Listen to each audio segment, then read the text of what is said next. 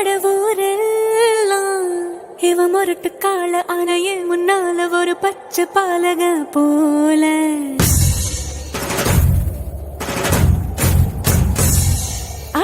அடநாடெல்லாம் பிடிவாதக்கார ஆன வந்து பாருங்க வீட்டில் கண்ணு குட்டி போல